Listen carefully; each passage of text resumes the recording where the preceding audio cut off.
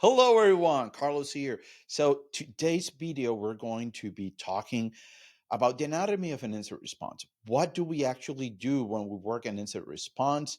What are the different steps that we take? And some of the lessons learned that we want to show you guys to be aware of. I have with me here Shane Hartman. He's one of our senior consultants here at Trusted Sec. Shane, happy to have you here. How are you doing, man? Not too bad. Thanks for having me today. Appreciate it. Awesome.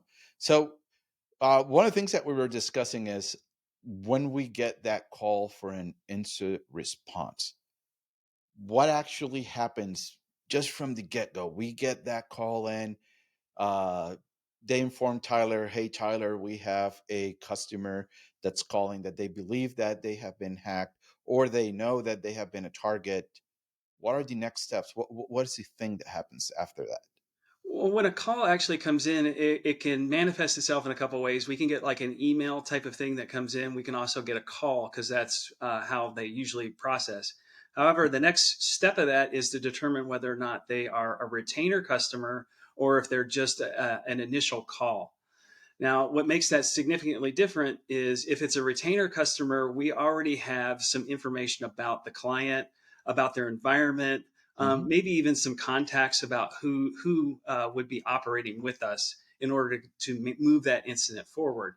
If it's not, we don't have any insight into that particular organization or what's even going on.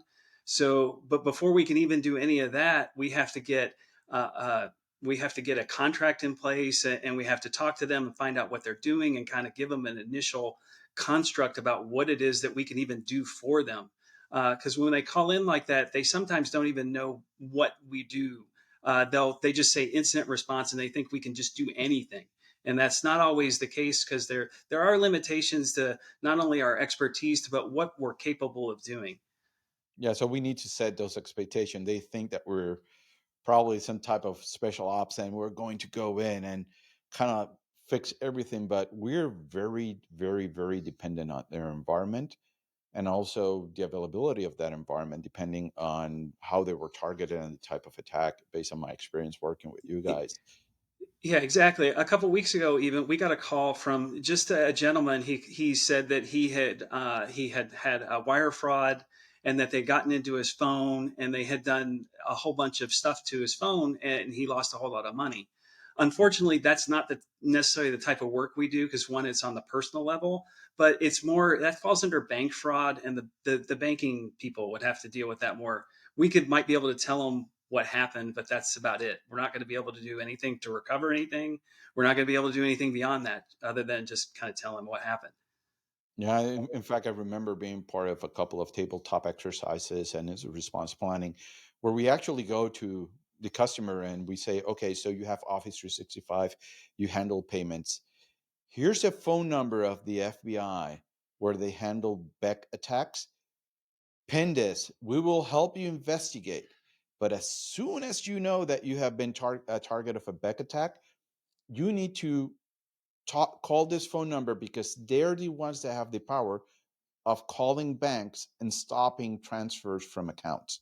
And they have a system already set for all of that.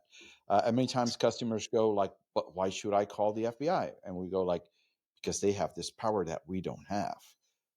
And also, I remember sometimes when we're dealing with an instant response, they're going like, "Oh, but we'll send you the PO, but please start working." And people don't realize we can't because legally we're accessing some of your data. We may access private data as we're doing the investigation, and legally we are kind of like putting ourselves in risk if we start taking actions without that actual contract being in place, and that sometimes can take a week, week and a half, and it's stressing because all of a sudden the customer is stressed. Yeah, they're They're totally stressed, and there's a whole lot that's going on there because depending on the nature of what's going on, we could have legal ramifications where we have to put it under privilege. Mhm, They may have cyber insurance where we have to figure out what's going to be involved in there. mhm, And then also depending on the size and scope of the organization, if they don't tell us up front, maybe they had the office that is having the problem is in Europe. Now we got GDRP that's involved, and we have to do other things that in order to keep ourselves out of legal issues as well. So we have to get all those pieces in place, and then we can really start work. Is really what that kind of comes down to. Yeah, many customers have the idea, we call, you guys are going to start working within a day or 2 days. And sadly, that's not the case if you don't have a retainer. Many times we even struggle just getting access to the systems and to the data itself. Um, so let's say that we have a customer, we've already gone through the contract, or they have a retainer, we start working with them.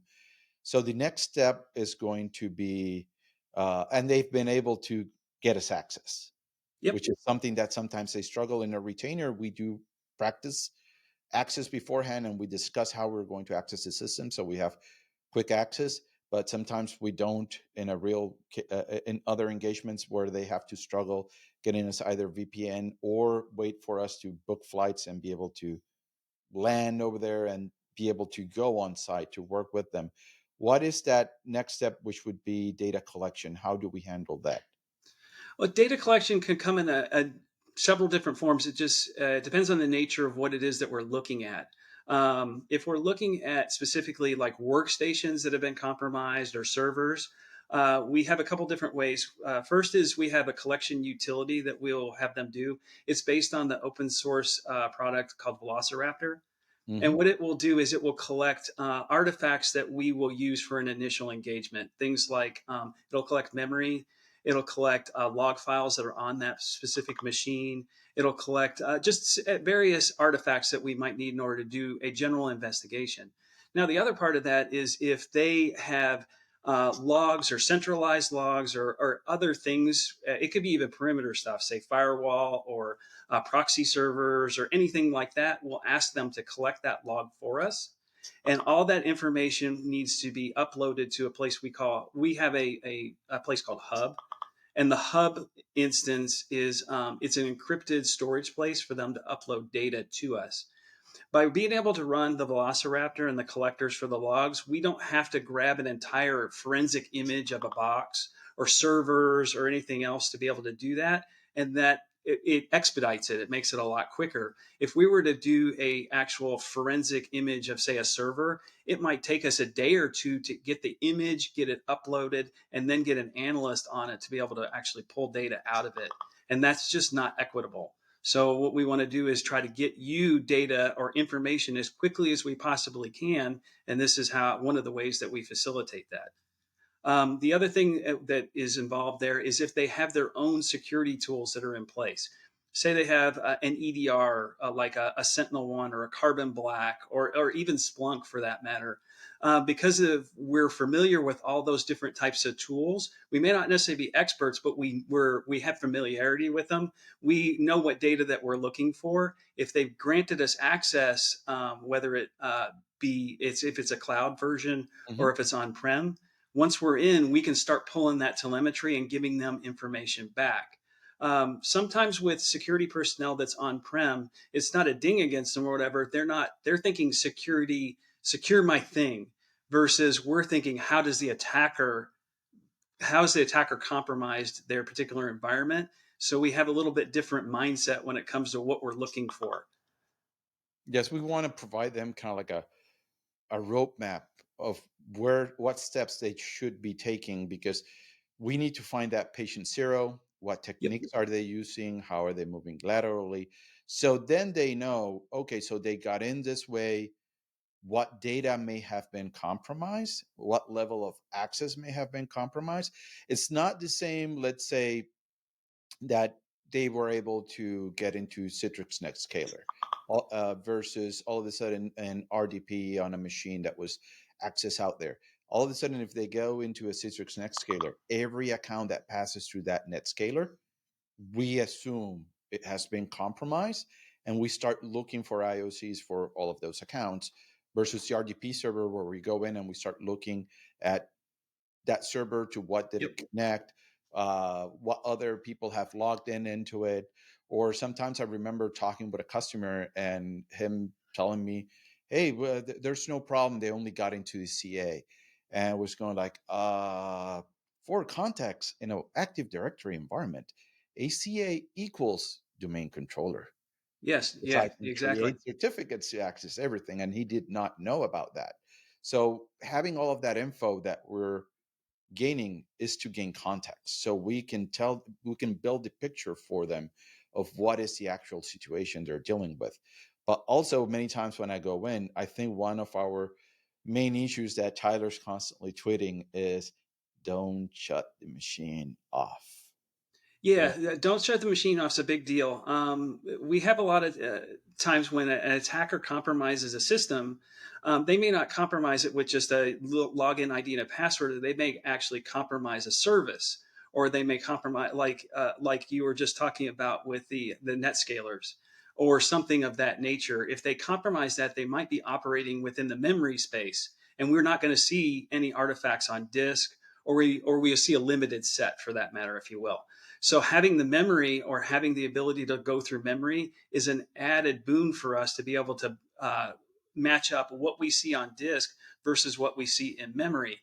We talk about that a lot of time, even in our tabletops, where we present that to a client and say, you don't see any artifacts on disk. What is your next step? And what we're trying to do is lead them into that memory construct so that they might think that there's a service compromise or that there's something of that nature, because it does happen. yes. And in addition to that, many people actually don't know that Windows has a very small size for the event log that has been kind of like, I believe from Windows NT4 to Windows 2000, it went up. And then we're kind of like stuck in the same size for the event logs since Windows 2000. I think it's around 10 to 16 megs. About 16 megs, and that presents its own problem because it's small. Windows is a chatty when it comes to event logs anyway, so it's easy for them to get, we call them overwritten or overflow. Some attackers are even aware of that, and what they'll do is they'll, as part of their activity, instead of trying to clear the logs, which is something that many of the EDRs and alert systems will pick up on, they will overflow the log, and they'll just put in a whole bunch of, they'll make the logs over, write out what they had before. So we can't figure out exactly what it is that they did. Now, one of the caveats to that is if the organization has centralized logging or they're off logging from that particular box, now we at least have that telemetry, and we more than likely can figure out what happened and that thwarted the attacker for that particular instance. Yeah, and I mentioned that because one of the things that a lot of customers do not know is that if you have a retainer and it's coming time for renewal and you have all of those hours, you can actually use those hours for other services with the IR team. And one of those is tabletop exercises, where we look at, let's run a simulation of an attack, who would be involved, so they can go through that incident response exercise and be prepared for an actual incident. And one of the things that we actually cover for them is like your data sources is. And one of the top ones that I think that we are always mentioning and that actually provide us some of the most value is actually um, process logging with command line login. I would say that those customers that I've gone through and helped out in incident response, I can count them with my left hand, and I'm missing fingers in my left hand, which ones actually have process logging and command line logging enabled in Windows to be able to capture those events. And let's not even talk about Linux, which is kind of like a black box for many of our customers that simply don't enable any logging at all. Yeah, they'll have very limited logging, or they'll have limited logging at best. And the EDRs are aren't the best at even logging them. They a lot of it has to do, at least in my opinion, has to do with how Linux is constructed, and that you have multiple kernel levels and all kinds Mhm. of pieces that are in there that makes it difficult for the developers to create a nice even platform for the EDR to work in the Linux environment. It doesn't mean that it doesn't work. It sometimes doesn't give us the same level of accountability that we can get out of the Windows one, because the Windows environment's very consistent, or it has been over the years. So it was a lot easier to pull that kind of telemetry from. But either way, we still, if you can get us logs from either or, we're more than happy to take those type of things. And like you were saying before, moving over to the presenting the TTX or tabletop exercises, we part of that exercise is not just to understand, push a simulation or something like that. It's also to get the organization or the participants in there to understand where their holes might be. Because one of the reasons why we do so many tabletops, or why we do them specifically in IR, is because we see the attacks. We're doing incidents. So we take the information we pull from incidents and we reapply it in a tabletop situation, whether it be a business email compromise, or it's a supply chain, or Active Directory, or cloud, AWS. We've seen them all in one form or another, and sometimes a combination of all of them in different forms. And then we ask the client, what area are you interested in kind of seeing things about? And then we build a tabletop that matches their environment as best we can, using the incident information as a catalyst for what the attack might look like. Yeah, and so far we've been talking on-prem, Windows, and one of the things that people miss is the cloud side and the appliance side. We see the NetScalers, the Ivantis, which has zero logs that have been enabled. Many times they forget about it. So far, I have not seen a single incident where we have gone where they're actually properly logging at least edge devices. But one of the biggest parts, or kind of like those black boxes, you may say, is also the cloud. We've been seeing an uptick in cloud adoption, and at the same time incidents dealing with the cloud. How challenging, or what new stuff is it bringing to us that we have to deal with when it comes to cloud environments? Yeah, clouds come a long way, and one of the biggest adoption mechanisms by that is actually the Microsoft 365. So moving email. Email was the first piece, and now the kind of the Active Directory and the rest of the organization has started to follow suit. With that has come a number of not only attacks, but now we've had to retool ourselves as an IR shop on what it is that we're looking for, because the logs are not the same. um, Starting just with the business email compromise, we now have the ability, at least with Microsoft, we have the ability to do message traces. We can look inside the mailbox and possibly see what the attacker accessed. We can see what they've done on the mailbox itself. However, that's limited based on licensing. Microsoft has a really interesting way of doing licensing. The particular two that we see the most often is E3 and E5.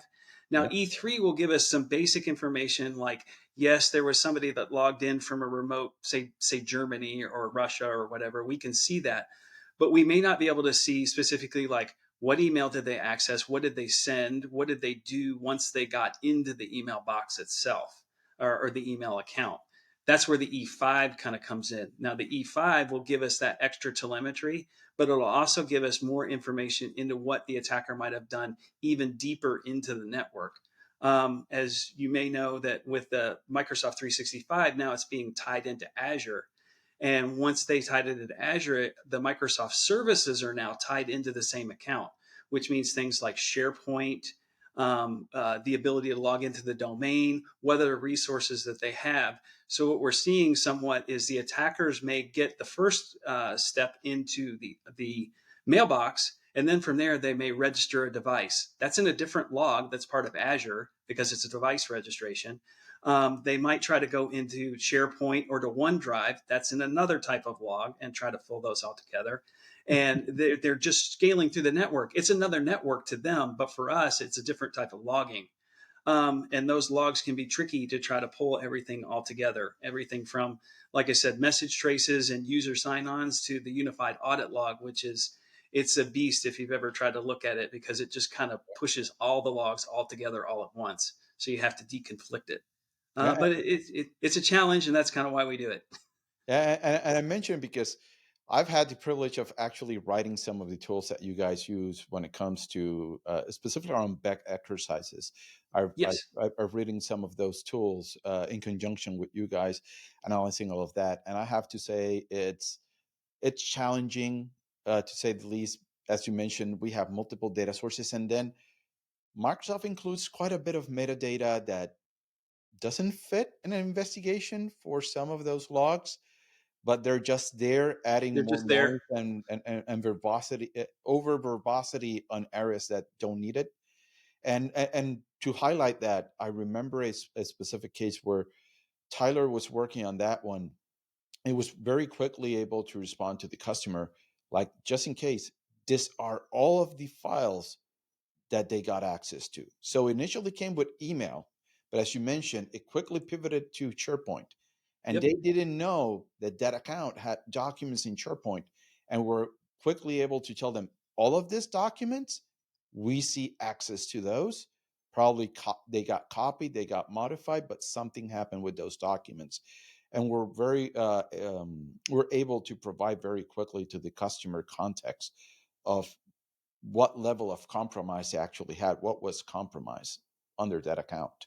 And it was something that customer didn't had in mind, like, hey, through email, they got all the way to files. They didn't have to breach my perimeter to get into my file server, because this user, just to make life easier internally to share documents and stuff, was moving stuff to their OneDrive and also using SharePoint.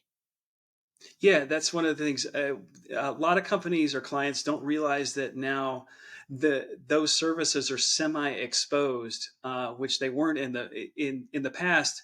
When you have a user, you would create a home directory to be somewhere on-prem on a file server.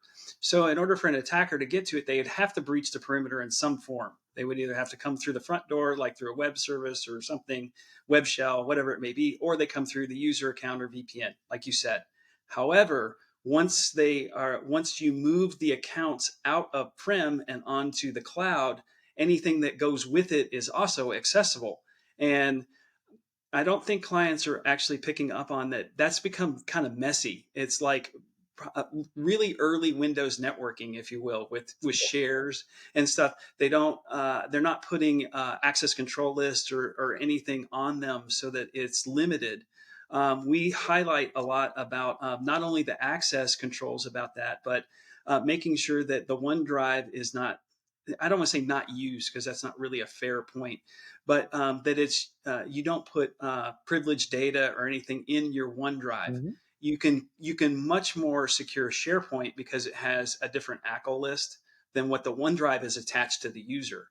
So they have access to it. It's harder to control that access control, and that's one of the things that we talk about. We also talk about them having a policy about how all that stuff is supposed to work once they move it into the cloud environment. Because, like you said, once it's accessed, it's out there and available. And the last thing I'll talk about on that is we get into DLP when it Mhm. comes to that. So data loss prevention as part of that policy to make sure that they're not putting things out there that don't belong. A case we worked a while back had to do with an HR, and the I'll give you the whole story here. So this person got compromised, and when they got compromised through an email phish, they were in HR and they were also responsible for the company's 401k policies. Mm. So they were modifying and doing things. People change those each year, how much percentage and Yep. where they go to and payouts and whatnot. They downloaded it into a spreadsheet and dropped it into their OneDrive. Now that was accessible by the attacker, and when we pulled it up and saw it, we saw the this is an employee's name, the employee's internal number, the account number that they have their direct deposits sent to, Ouch. what percentage they have to their 401k. It was a whole plethora of stuff because they downloaded it as a report. So sometimes clients will think, oh, well, I have a software as a service like say a Salesforce or something like that, and go, they would have to breach that in order to get it. And like, no, that's not necessarily true because your internal clients can run reports. And when they run reports, they're pulling data and that data goes somewhere and you Yep. have to be able to keep track of it. And inevitably, it ends up in a SharePoint or in a on a OneDrive. I've seen it on more SharePoints, but OneDrives are becoming more common too as they're becoming available to the clients. They know that they're there, and it's like, oh, let me just drag it. It's real easy. Yeah, I know Microsoft recently found out about that, as they got compromised recently at the time Yep, of they this were. recording.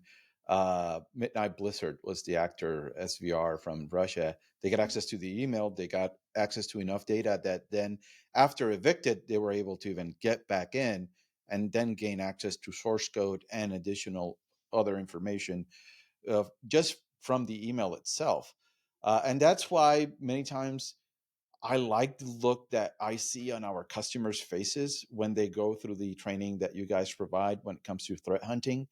Because once we start teaching them threat hunting, and as part of the services that Instant Response provides here at TrustedSec, they start going like, "Oh, so I start investigating here, and this is how I tie information here. Oh, but I have a gap here. I don't have this data, or I don't have this other data source, or I need this licensing." Because so far we've been talking about licensing on cloud being an issue, but I found also on EDRs that's another issue in itself. Like Sentinel One, yeah, I can use Sentinel to copy files, for example, like the event logs of a machine that I get an alert. So instead of having the customer run the collection tool, I can even drop the collection tool on the machine from the Yep. Sentinel One console and run it myself. But those are features that you need to pay for. And I've been in instances where we've told customers like, "Hey, your EDR can make this all go faster because it is actually part of the EDR acronym is response. Yeah. Is to It's be able to respond quicker, but you need a license to enable those features." Oh, okay, customer, we need to enable this. They go and pay, they got their PO, they got everything, but now they have to wait for a change management window to for that to be enabled. And that is time that they're losing where we can be moving quickly. Now, also as part of our process, once we collect that data, we start going through the data. We Yep. do daily stand-ups with the customer, right? To inform Yeah, we do daily stand-ups. Usually, when the engagement first starts, we don't necessarily do one on the first day, just because we don't have enough stuff to talk about at that point. But once the first day's over, usually an analyst or more than one has now started to begin to put whatever story it is together. We do stand-ups for two reasons. One, we want to convey to the customer kind of what's going on, them. and then the other part is that's also our time to have requests when we want to, if we need stuff, if we need access to this server, or we need you to do a collection on this box, whatever that type of thing may be. It's also a time for them to ask questions of us, kind of like, well, what do you think about this, or what do you think we should do next? Or are there any things that we should be doing while you're doing your investigation? And that all kind of facilitates itself in the daily stand up. We also have the daily report that will go out with it. Now, that being said, if we come across like, a smoking gun kind of thing, we're Mhm. not going to wait till the end of the day or anything like that. We're going to get people on a phone or on a bridge call and go, look, you have an active intrusion. The attacker's here. We can see it. We do that kind of thing too. If it's not that, we're just going, here's where we see that they went, and this is what they were doing, and then we start to what we call tell the story. This is because that inevitably, when we're starting IR, is one of the things we ask is, what do you want from IR? Do you want to be able to tell what happened? Do you want to be able to prevent it from happening again? Are you thinking, if it's, let's say it's an internal type of thing, are you thinking about litigation? Are you thinking about going to the FBI? These are directions that the client has to kind of facilitate, so that we know kind of what level or what things that we're supposed to be looking for and doing. Most of the time, the clients are there and they go, can you tell me what happened, and can you tell me how to stop it? Yep. Because one of the tenets of that is, if you don't engage, say, an IR, and you just try to patch it yourself, you may fix the problem in the short run, but you don't know how it happened in the first place. They may just rinse and repeat. We had an incident not too long ago. It might have been the Avanti one. I can't remember specifically, but what they did was the attacker had already breached them. They applied the patches, but they had already dropped the web shells.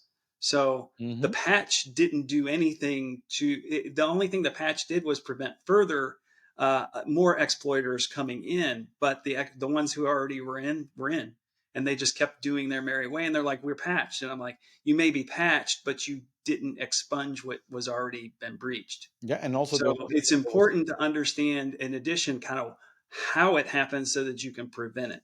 and there was a very long gap of months from active exploitation being detected to when the patch actually happened, which Yep. is another reason that I say to customers that have the capability of having a blue team inside of their organization to be able to have been trained to perform threat hunting exercises.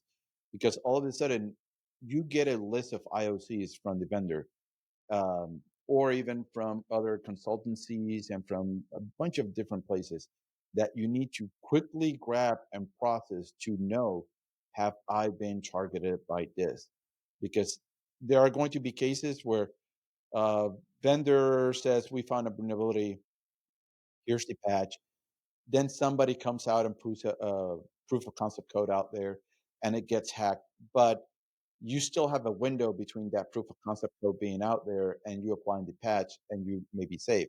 But there have been many cases where, hey, this has been exploited in the wild for months and we just found out. We quickly, there's information that goes out there in some of the IOCs.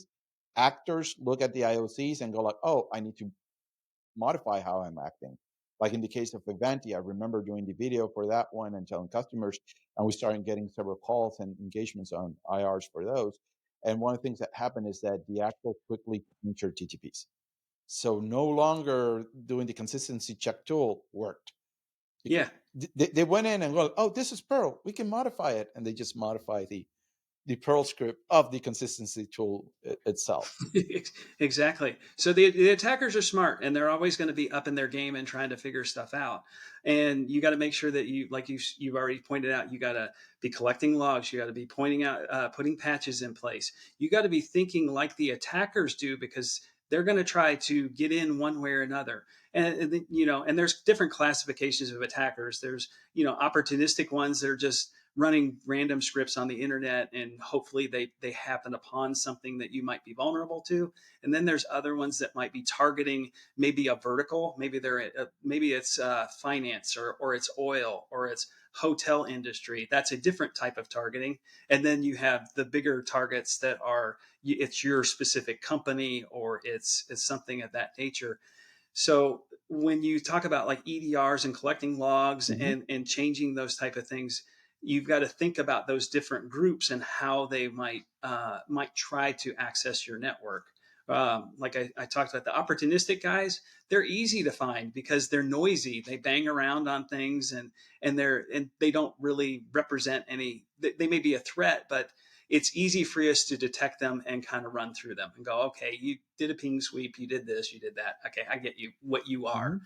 It's the ones that aren't, that you don't see, are the ones that you need to be scared about, because those are the ones that inevitably are the things that lead to large breaches, or things that occur over a long period of time, because it's more focused, they're better at what they're doing, and they're more targeted. So that's why you need that, like I said, collecting the logs and the telemetry, and then doing things like threat hunts and going, where are the gaps in my information? Where are the things that I might be looking for? We just did a tabletop last week where we were talking. They had a Kubernetes cluster for their web front end.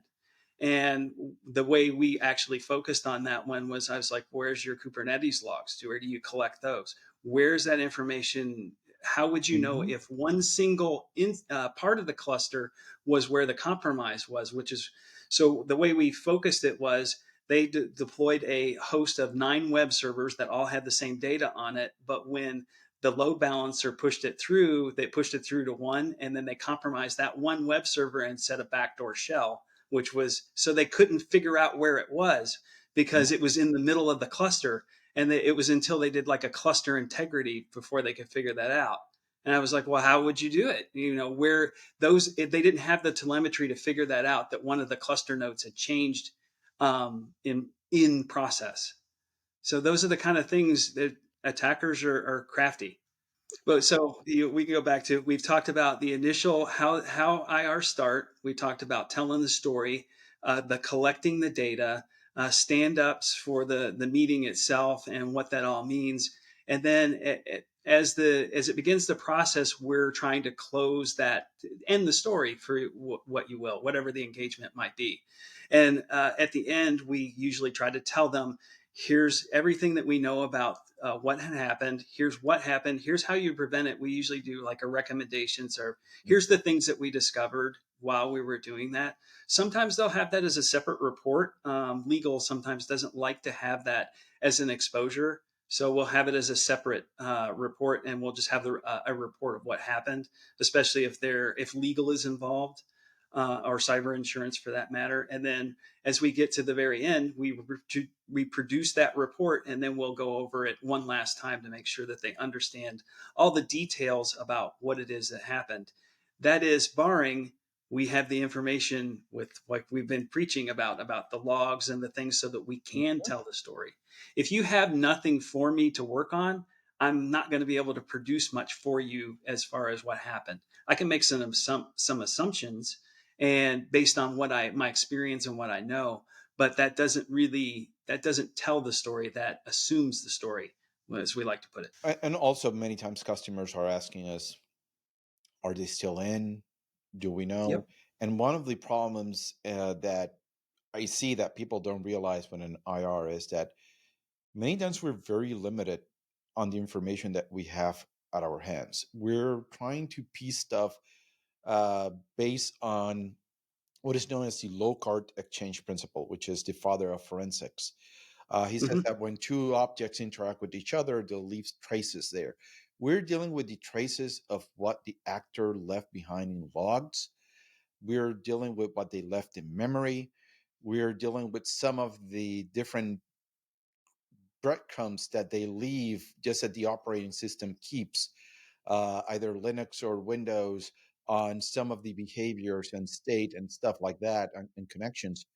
And we are able to provide them a picture with the data that we have, which is not complete. And that is something that sometimes I see customers struggling with because they're kind of like in that crisis mode where they go like, oh, but I want a definitive answer. And sadly, many times we cannot provide them a definitive answer. No, you can't always provide the answer. You can provide a close facsimile in many cases. It doesn't mean that it's not inaccurate. It just means that in the absence of certain data pieces that we're able, like I said, based on our experience and what we've seen from other ones, that this is likely the next what happened or what the Mhm. next step was. We tend to call that estimated language because we're not sure because we don't have a physical log or something that says that, but that we're able to go based on past experience. Attackers normally do A, B, and then C is normally next. We don't see C, but we see D. So in order for them to get to D, they more than likely did C. So you could kind of piece it together without piecing it together, if you will. It's kind of like if you look at a picture like even a puzzle. If it doesn't have all the pieces, you can understand with the picture, underlying picture, if enough pieces are put together, even if you don't have it complete. Yep. And that's why it's important proper preparation before an incident happens. That's why it's important that we work with customers ahead of time when they have um, a retainer, that we set up everything, we discuss some stuff, that some of those hours be used for either threat hunting training, setting up a threat hunting program. We have services for those. In addition to that, we're able to do tabletop exercises because at the end of the day, the better prepared they are ahead of time, the easier it is to do that instant response. And many times they're able to move quickly enough with us, helping them there to limit or mitigate a lot of the damage that an attacker can do. We can quickly detect them and evict them, but it is very important that there's some preparation that happens before an instant response happens. Yeah, in our incident response, like when we do the tabletops, we usually talk about there's like 7 stages to an incident. And the very first one is all we call it preparation. That's where, and in the tabletop, that's like, this is where you are today. You're prepping. Hopefully, you'll never see the other six. And if you can kind of do that, and this is where they go through, and then the next thing it's initial detection and then containment and analysis and the whole thing all the way to lessons learned reporting and closing it all out. But that being said, that prep one is the one that's it's missed a lot because everybody's busy. They're doing their things every day and they're just trying to keep up. Yep. And one of the things that we also preach a lot of times, especially in the threat hunting side of it, is the kind of the less is more. And what I mean by that is when you're if you just turn on any EDR and you're a SOC analyst or something like that, you're going to get inundated with stuff. And rather than go to try to focus on, let me put it another way. When you have firefighters that come on, they don't focus on necessarily the entire thing all at once. If it's a forest fire, they pick a spot and they start working their way into it. So Hmm. that's the type of thing with the SOC analyst. You've got all this stuff coming in. Pick something and start kind of working it through and make and great fidelity with your stuff. There's a lot of things that are logged that are useless. They don't mean anything in the network, because remember that those alert triggers are designed for everyone. They're not designed for you specifically. So you might have to tune it, you might have to turn it off, or you might have to do something different. And that's where you kind of start to pull that stuff together. But that's what all that prep is about. The Hmm. prep is about finding out where your hole is, what do you need, what can you see, what can't you see, and kind of putting that together. That way, when something does happen, you've got a pretty clear line of path about, hey, we already collect that information. Here's where it is, and here's how we would go about handling it. And if they get good enough at it, they'll have their own IR process playbook that they can do, and they won't necessarily have to rely on us. They'll be able to go, we know how to handle this. We can do it ourselves and move right on through. That does happen. Yep. So, dude, I really appreciate your time. And I hope that customers are taking notes, that they know, hey, we can help you out, but it's also important that you take some steps beforehand to be able to be ready for this. And we just wanted to provide you guys with kind of like an overview of what are the different things that happen inside of an instant response and demystify some of the concepts and ideas that people that have not gone through it can expect when they call us and are going like, hey, we think we've been hacked. We want to be able to for you to kind of take a peek of what actually happens, so you have proper expectations there. And we're here to help. At Trusted Set, we have multiple services that can help you prepare so this does not happen, or you're ready where you can mitigate this in a more efficient way.